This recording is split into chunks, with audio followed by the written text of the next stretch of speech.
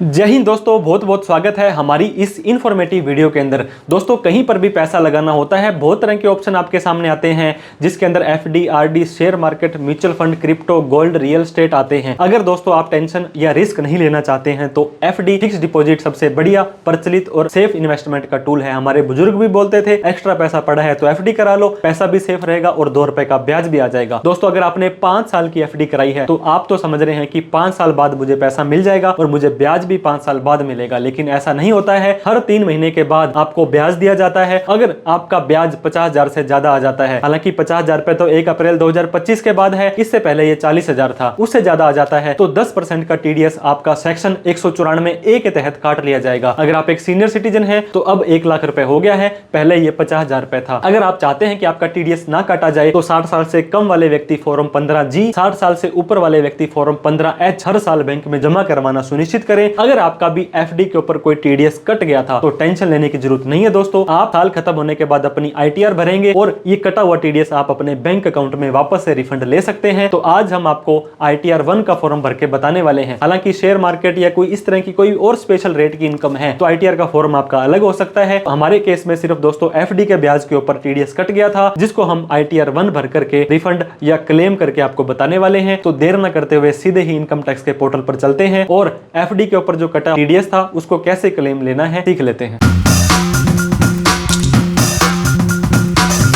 तो अगर आप भी अपना एफडी पर कटा हुआ टीडीएस रिफंड मंगवाना चाहते हैं तो किसी भी ब्राउजर में, मोबाइल में, कंप्यूटर में, लैपटॉप में आने के बाद आपको दोस्तों यहाँ पे incometax.gov.in लिख देना है। तो ऐसा पोर्टल आपका खुल जाएगा।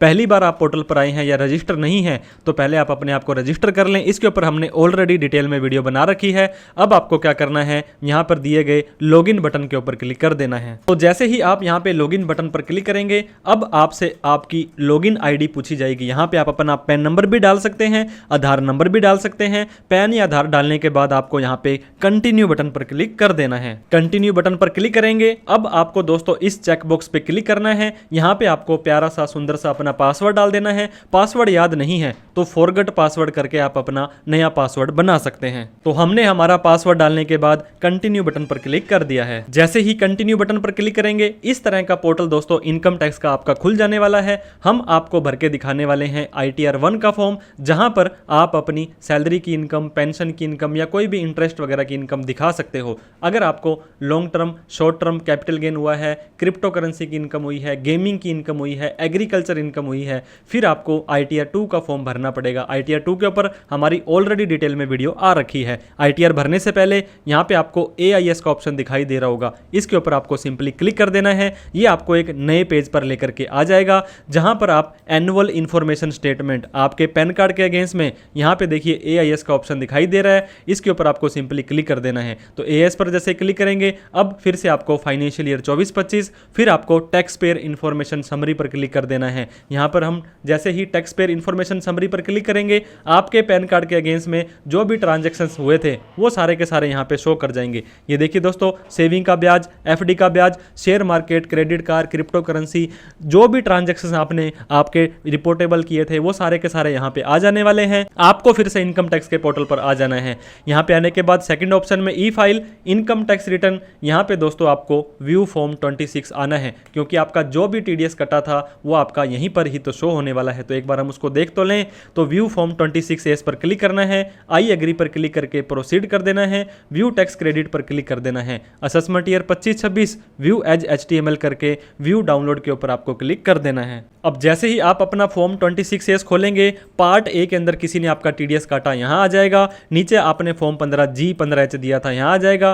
टीसीएस की डिटेल हो, कोई भी एसएफटी के ट्रांजैक्शंस हो वो नीचे शो हो जाने वाले हैं। तो हमारी एफडी थी, प्लस का निशान जैसे ही हम दोस्तों यहाँ पे दबाएंगे तो आपको पता होगा एफडी के ऊपर जो टीडीएस सेक्शन 194A के अंदर कटता है, हमें 73,000 का ब्याज मिला था और 7300 रुपये यानी कि 10% का टीडीएस हमारा काट लिया गया था, जिसको अब हम आपको रिफंड लेके दिखाने वाले हैं। फिर से इनकम टैक्स पोर्टल पर आए, असेसमेंट करंट ईयर आपका 25-26 आ जाएगा, ऑनलाइन आ जाएगा। कंटिन्यू के ऊपर आपको क्लिक कर देना है। पहले आईटीआर भरने की कोशिश की थी तो रिज्यूम, उसी को आगे बढ़ा सकते हैं, नहीं तो स्टार्ट न्यू फाइलिंग के ऊपर आपको सिंपली क्लिक कर देना है। आपके पैन कार्ड का 4th कैरेक्टर पी यानी कि पर्सन है। इंडिविजुअल को सेलेक्ट करने के बाद में आपको यहाँ पे कंटिन्यू बटन पर क्लिक कर देना है। अब आपको आईटीआर का फॉर्म दोस्तों 1 2 3 4 अलग अलग इनकम के हिसाब से अलग अलग फॉर्म होते हैं। हम मान के चलते हैं आपकी कोई भी एफडी की इनकम है और थोड़ा बहुत पार्ट टाइम इनकम है, कोई स्पेशल रेट की इनकम नहीं है। प्रोसीड विद आईटीआर 1 कर देंगे। ये बोलता है कि न्यू टैक्स रिजीम आपकी डिफॉल्ट है। अगर आप एचआरए, एलटीए, एटीसी की छूट लेना चाहते हैं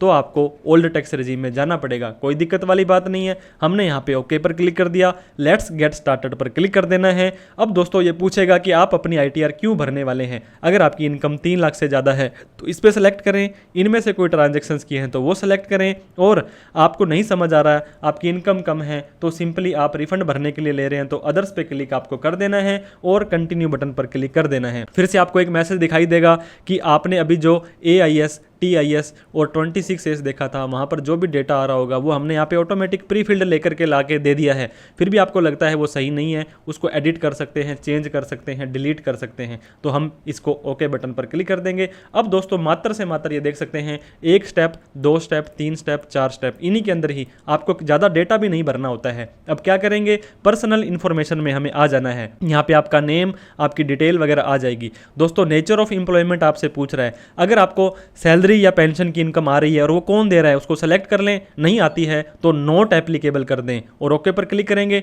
अब आपका सैलरी का शेड्यूल हाईलाइट नहीं होगा। 15 सितंबर से पहले जो कि ड्यू डेट है ये करेंगे, उसके बाद में ये कर देंगे। अब दोस्तों 115 BSc 6 न्यू टैक्स रिजीम में जाना चाहते हैं या ओल्ड टैक्स रिजीम में जाना चाहते हैं, आपको पता होगा अगर इसको नो रखेंगे तो न्यू टैक्स रिजीम में चले जाएंगे, जहां पर 7 लाख तक कोई भी टैक्स नहीं लगेगा और जितना TDS कटा है रिफंड आ जाएगा। और ओल्ड में जाना चाहेंगे तो आपको यस पर क्लिक कर देना है। इसके बाद में आपको थोड़ा सा यहाँ पे नीचे आ जाना है। बैंक अकाउंट के अंदर आएंगे, जितने भी बैंक अकाउंट हैं सभी के सभी को ऐड अनदर करके ऐड कर दें और नॉमिनेट फॉर रिफंड एक अकाउंट और वैलिडेट एक अकाउंट होना बहुत ही जरूरी है। हमने कन्फर्म बटन पर क्लिक कर दिया है तो पार्ट ए जनरल इंफॉर्मेशन हमारी कन्फर्म हो चुकी है। अब ग्रोस टोटल इनकम पे हमें आ जाना है। आपको पता होगा सैलरी का जो हमने यहाँ पे नॉट एप्लीकेबल किया था तो एडिट नहीं हो रहा है। आपकी सैलरी आ रही है तो वहाँ पे अदर्स करके यहाँ पे सैलरी की अमाउंट डाल सकते हैं। इनकम फ्रॉम हाउस प्रॉपर्टी, कोई मकान वगैरह की इनकम आती है तो आप लेट आउट करके यहाँ पे भी उसका किराया डाल सकते हैं। नीचे आने के बाद दोस्तों इनकम फ्रॉम अदर सोर्स हमारा ये वीडियो का मेन पार्ट है, इस पे क्लिक करेंगे और एडिट पर क्लिक कर देंगे। अब आप यहाँ पे देख सकते हैं कि आपका इतने रुपए का ब्याज एफडी वगैरह से आ रहा है जो आपने अपने AIS, TIS और फॉर्म 26A से भी चेक किया था। इसके अलावा सेविंग वगैरह का ब्याज या कोई और इनकम आपकी आ रही है उसको भी आपको यहाँ पे शो कर देना है। हमारे AIS, TIS में 73,033 का ब्याज दोस्तों आ रहा था, लेकिन यहाँ पे 40-43 हज़ार रुपये दिखा रहा था। तो हम क्या करेंगे, ये देखिए यहाँ पे इसको एडिट कर सकते हैं। आपको शुरू में बोला भी था इन्होंने आप चेंज कर सकते हैं, तो 73,033 हमने यहाँ पे कर दिया है। नीचे आने के बाद में आपको फिर से इनकम फ्रॉम अदर सोर्स में आना है। यहाँ पे आपको ऐड अनदर पर क्लिक करना है। अब आपको सेविंग का ब्याज देखिए, interest from saving bank account है, वो ASTS में जो डेटा आ रहा है वो भी आपको यहाँ पे डाल देना है। तो हमने यहाँ पे सेविंग का ब्याज भी डाल दिया है, सेव बटन पर क्लिक कर दिया है। नीचे जैसे आप आएंगे तो आप ये देख सकते हैं हमारी यहाँ पे इनकम फ्रॉम अदर सोर्स के अंदर सेविंग का ब्याज और FD का ब्याज आ चुका है। कोई और पार्ट टाइम इनकम आप दिखाना चाहते हो, ऐड अनदर पर क्लिक करें। यहाँ पे आने के बाद लास्ट के अंदर एनी अदर करें। यहाँ पे ट्यूशन वगैरह की इनकम और वो अमाउंट डाल सकते हैं, क्योंकि 7 लाख रुपए तक कोई भी टैक्स आपको नहीं देना होता है। अब हमने कन्फर्म बटन पर क्लिक कर दिया है। ये आपके दोस्तों टोटल डिडक्शन, आपको कुछ नहीं करना है। अंदर आने के बाद सिर्फ कन्फर्म पर क्लिक करना है। टैक्सेस पेड में आपको आ जाना है। आपका सैलरी पर किसी ने TDS काटा, यहाँ आ जाएगा। FD वगैरह पर काटा, यहाँ आ जाएगा। फॉर्म 16C का यहाँ आ जाएगा। TCS, advance tax, self assessment tax यहाँ आ जाने वाला है। तो आपको TDS 2 पर जाना है। यहाँ पे आप देख सकते हैं उस बैंक का नाम, उसकी अमाउंट और उसका TDS आ रहा है। अगर यहाँ पे नहीं भी आ रहा है तो आप ऐड अनदर करके ये सारी की सारी डिटेल आप अपने फॉर्म 26AS के हिसाब से डाल सकते हैं, ताकि आपका TDS आपको रिफंड मिल जाए। तो टोटल 7304 का TDS हमारा आ जाएगा। अब वेरीफाई योर टैक्स लाइबिलिटी में आ जाना है। आपका 76,500 की इनकम थी, नीचे आपका टैक्स 0 बनता है। कन्फर्म बटन पर क्लिक करेंगे, प्रोसीड टू वेरिफिकेशन पर आ जाना है। अब आप यहाँ पे देख सकते हैं दोस्तों, you are eligible for a refund, इतने रुपए का रिफंड आपको राउंड फिगर के अंदर मिल जाएगा। नीचे आने के बाद preview and submit your return पर क्लिक करना है, इस चेकबॉक्स पे क्लिक करना है, इस फॉर्म को कहां पर बैठ करके भर रहे हो लिखना है, प्रोसीड टू वैलिडेशन पर आ जाना है।